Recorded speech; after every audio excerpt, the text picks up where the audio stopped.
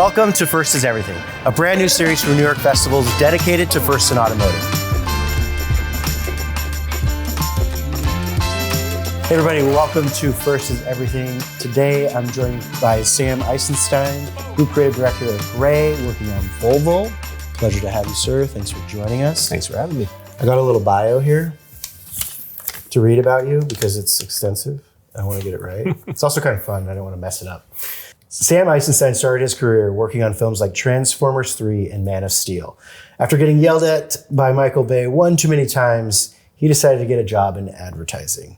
Sam has worked on iconic brands like Adidas, Apple, Walmart, just to name a few, and now you are at Gray leading Volvo, right? All true. Cool. Confirm. You may recently have seen some of his work on the Academy Awards just a few weeks ago. Kind of a hot break there. It's great. Congrats on getting that out. Thank you. Yeah. I don't think we could have a podcast about firsts if we didn't go like way back in the time machine, back to the beginning. Sure. So before you decided to jump into maybe even being on set and working that route, like who was Sam? It's a big question. So to go all the way back, both my parents are fine artists. My dad is a sculptor, my mom's a ceramicist, and I always grew up in kind of a creative environment, and I liked doing the drawing and writing and that. And they, being a fine artist can be challenging financially. My parents were kind of always pushing me to, don't do this for a living. It's kind of hard. And so I went to college, and I kind of bounced around a little bit, and I found film production as a great outlet and something that I really enjoyed doing, being on set, being part of something bigger. A lot of the lessons that I still apply today, I actually learned back then about, setting a vision and communication. But I kind of discovered advertising while I was in that mode. I was working at a small agency and kind of figured out that creative was a thing that I could make a living doing. And from there it was like, okay, how do I do this? How do I figure out how to do this? I started, put a portfolio together, nights, weekends, that kind of deal, and kind of bugged my way into the industry. How'd you bug your way in?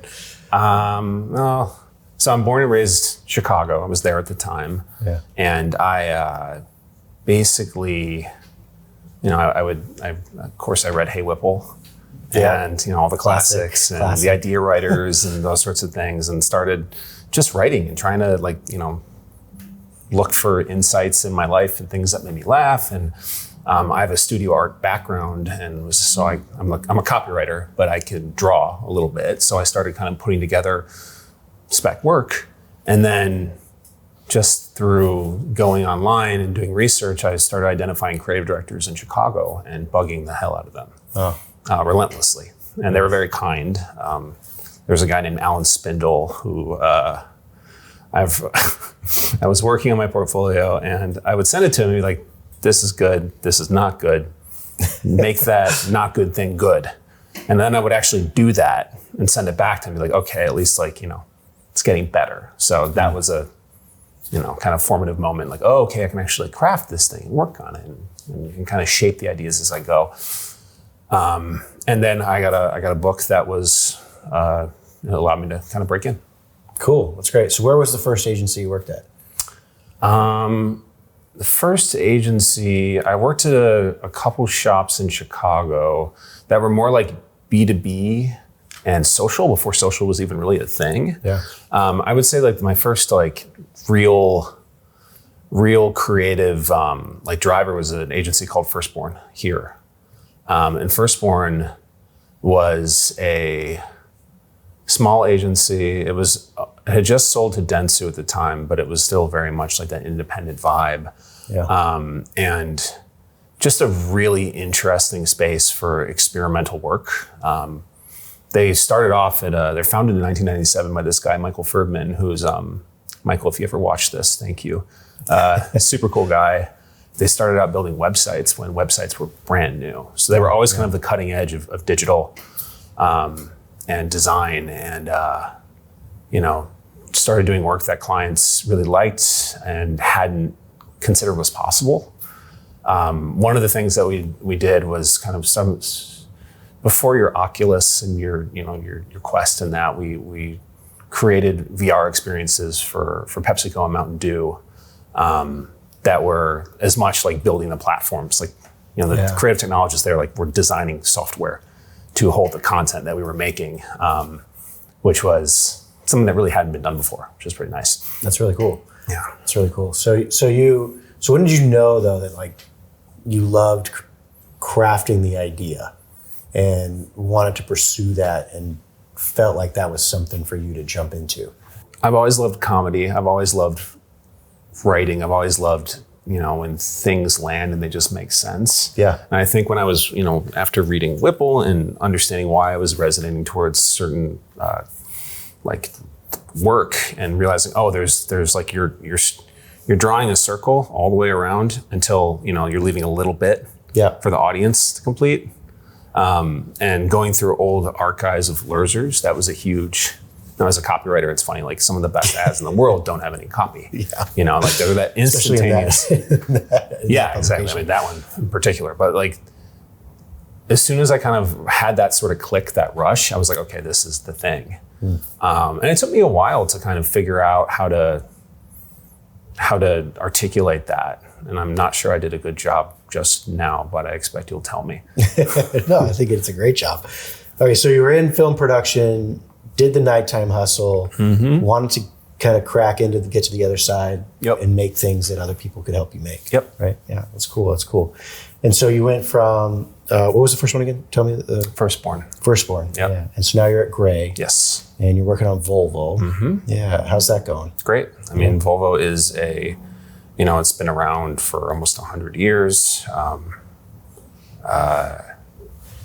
And it's a company that has core values, and it's a beautiful brand. Like Volvo is one of those iconic, like, you can just, they create work of quality, with safety for, being top of mind, and talk to your grandparents. And that's the same sort of, legacy that they have there. So it's pretty cool to be able to impact that and help grow that. And, it obviously, the world's constantly changing, but it's nice to know that they're like, they're the work they do and the reason they get out of bed that morning is really to protect people. So it's a pretty cool mission to be able to get behind. Yeah, that's really interesting. And I think, so like when developing ideas, I feel like as a creative or as even a creative leader, like you try and figure out like how ideas are going to come together. And I feel like your story arc, and Volvo's your first car brand. Yes. Volvo's my first car brand. That's really cool. And to see your first, you could probably do a better job in describing it. So I won't let you do it justice, but the parallels between safety and the people behind the scenes as you starting your career behind the scenes. Totally. It's like your two worlds instantly came together. It was really interesting. No, I know. It was kind of a full circle moment. Tonight I'm gonna have myself a real good time.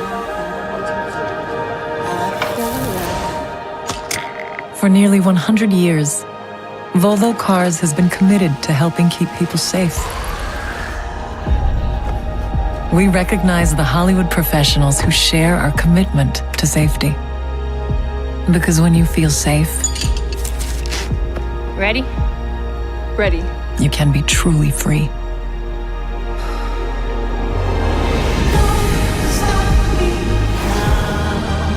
Because I'm having a good time.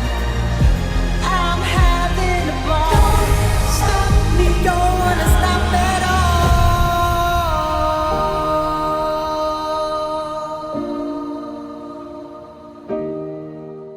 Being on set, you have to work. It's really hard. Yeah. It's a grueling job, and you don't, get the credit. And obviously within the industry, people know each other, and and that's great. But like your average, moviegoers are not staying for the credits, and you can tell people in the industry because they will stay and watch the credits. And I think that the idea of heroing the people that are doing that work and are fundamentally responsible for the safety of like literal physical safety, emotional, mental, of the people who are, making these films that we love and that inspire us. I think it was a pretty cool opportunity to tell a story that, hadn't been told in that way before. Yeah. Especially for the Oscars, and like have that placement and have that dialogue there. Yeah, the contextualness of it is really cool. Like it's really truly a full circle moment. It's really cool to kind of see those things come together. Yeah. Yeah, it's great. So how do you guys did that project really fast? You were talking a little bit before this, and it came together in a very small window of time. How did that like manifest? Yeah, I mean, I think like, it was one of those things where we figured out what we wanted to say, and then it became a matter of getting all the different pieces into place and partnering in the right way with the production team, and doing all the things that we needed to get going to make a film like that. Just sometimes the good ideas don't hit when you need them to. They hit maybe a little bit later. This was the case. I always tell myself I should have gotten smarter faster. Yeah, no, that's a good maxim. I'm gonna steal that one. I should know that thing that I don't know. Yeah. It's really interesting. So now the contextuality of that spot airing in the Oscars, was that part of the goal behind that brief, or were you guys, Yeah, I mean, I think, Volvo is a premium brand. The product, the cars they make are very, they're incredibly well designed, they're beautiful, and there's a certain level of, where they show up is important too. Medium is the message sort of thing. So Oscars felt like, especially for this concept, and it remained true to Volvo's core of championing safety, Oscars felt like the right space to show up for the brand in terms of overall context, but also relevant for that message. So yeah. Do you want to describe kind of like the connection between the safety that was represented in the spot, between the cars and the people working behind? I mean, so the spot itself, it heroes the people that keep us safe on film sets, and that's everyone from your key grip to your stunt people to your gaffers, really everyone kind of who works, as they say, behind the line, to make sure that we can get the shots and the creative that director wants and we want to see. And Volvo again has this heritage of standing behind safety, and that comes from the product innovations, but also how they show up in market, how they talk to people, how they talk about protecting the planet as well. And so for this particular moment, Volvo is also launching the new EX90, which is their flagship car. It's packed with new innovative safety technology. It's the safest car they've ever made so far. So that car became a bit of a hero on the piece as well, and it's kind of behind the scenes. So it's with the performers. So the EX90, I can't remember when it's available. You can pre-order it right now. Volvo.com. You can pre-order it right now. It's like $500 or something. You put your name down, whatever. And the car's gonna be available this winter. And again, it's like this new, it has what's called the driver understanding system, which means that it can tell when you're distracted or not feeling so good behind the wheel and can kind of step in to assist. It's got LiDAR that can see a football field in front of you and all the way around, even at night. Like it's really a powerful piece of technology. So we wanted to make sure that got out as well. So, it every once in a while, all the stars sort of align, and you jump on that opportunity. And I think that's what we did there. That's awesome. That's great. And so as you move and look forward into the next things you're going to do, you guys see yourselves doing more contextual things like you just did, or is it going to be, where do you think it's going? Yeah, I think that's the goal. I mean, that's the goal. It's you want to, especially now, and especially the way media and technology is going, you want to be where your audience is, and you want to create experiences and stories that are relevant to them where they are.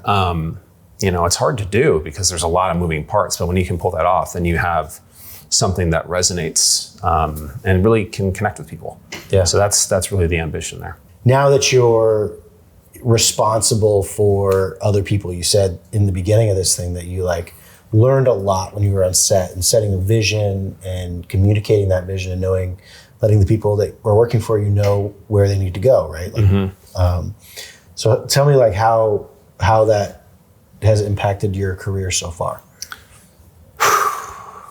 It's good. I mean, it really boils down to like leadership, I think. I think. And the experiences on set, especially, I mean, I was still in college, like for the very first one. And I never forget, you walk out and you're like, oh my God, like there's this many people here, how much money does this cost? How disruptive is it? Like we blew up downtown Chicago, like really, it was crazy. And I think what you just kind of lock into is that like it's almost like, you're all moving a million miles a minute. And it's really important to take the time and to talk to the people that you're working with and make sure that you have, you're providing clarity. If you don't have clarity, you got to get it. Because if you don't, you can end up somewhere that you're not supposed to be, or, to take this analogy even further, on the set, you could end up somewhere unsafe. But in terms of, the creative process and working, with I think like people in this industry want to like, for the most part, people want to work hard and lead good lives. And like the industry is always changing. It's certainly changing right now. And I think all you can really, want to do is try to treat other people like human beings and make sure that you're understanding where they're coming from, and helping them get to a point where they can grow. Because that's what like my mentors did for me. And it's something that I think is, it's really important. And it makes it more fun. Yeah, it does make it more fun. Like you build relationships. Yeah. I mean, you're working hard with people. You're like in the foxhole together. Yeah. You're trying to figure it out, crack a brief. Yeah. And you want to be around people you like. Yeah. Right? Yeah. And you want to like, it's tricky because people have different ways of working and different points of view and worldviews. And it's really important. And you want to create space for that to be able to, be part of the dialogue and part of the idea generation process and part of shaping the work. And you also want to make sure that people have ownership and feel like, hey, what I do does matter. And I have a voice and a say in things, and navigating that and making sure that you're being considerate and creating that space for people, I think is really important. Yeah, for sure. Because I mean, we've talked about this a couple times today, is just in terms of like putting yourself out there as a creative individual. Like you kind of put your thoughts into the world, and the world accepts or rejects, right? Yep. So we deal with a lot of rejection, and it makes a big difference to be projected by somebody you trust. Yep. No, I think that's a good way to put it. And like, you're not always going to. I know I haven't always had that experience, but I'm a sensitive dude, like I have feelings and emotions, and when, I'm in a position to help guide work, like I try to take that into account, because we're all human beings trying to do the best thing we can. And exactly like you said, like so much of our day to day and so much of, especially like when you're, like just trying to get into the business or like start, or, kind of making your way up, like you get told no a lot, like most of the time. Yeah. So helping parse that out, like, this is something that I probably learned the hard way, but like my work is not who I am. It doesn't have any, like, it doesn't make me a better or worse person. Yeah. And just kind of having that, like, that sort of craft angle on it helps, like, and that's something that my parents, again, like, they've been, plying their trade for 40 years, their craft for 40 years. My dad teaches at the Art Institute of Chicago. And when I was younger, getting to sit in on critique, just go hang out with my dad when I was like 10 and, watching him, and all his students love him because he's great. I love him too. Just, he's great. Job hops. Yeah. Yeah, what was it? The daddy issue? On the way out. But you know, like helping guide work in a way that is humane. Yeah. It's, you know, we're all just trying to get to the right thing. Oh, it's amazing you had that like young experience of learning how to critique in a like supporting. That's just really kind of, I can tell that it's affected how you've gotten to where you are. I mean, I will be the first to say my parents are cooler than me, and I'm just coasting off that. That's awesome. That's awesome. Well, dude, thanks for saying yes to this. Yeah. It's been awesome talking to you, and I can't wait to see more stuff from you. Oh, appreciate it. Cool. Thanks, man.